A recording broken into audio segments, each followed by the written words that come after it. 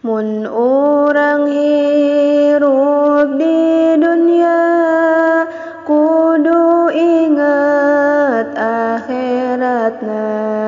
Hutang nu di alam dunia pasti berat mamawana.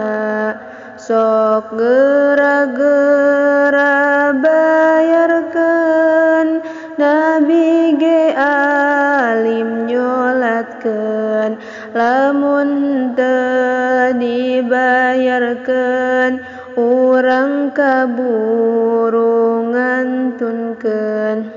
Lamun urangna ikhtiar aya niat edek mayar, pasti sagalana lancar, hutang ge bakal kabayar.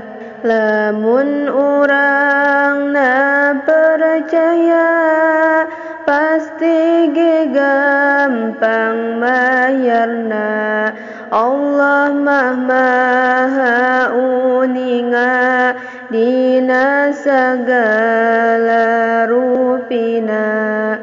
Mun urang hirup di dunia kudu inget akhiratna.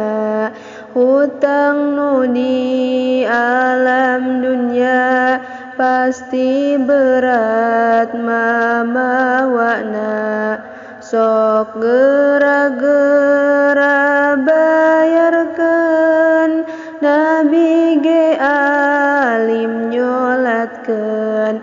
Lamun teu dibayarkeun, urang kaburu ngantunkeun. Lamun urangna ikhtiar aya niat edek mayar, pasti sagalana lancar, hutang ge bakal kabayar.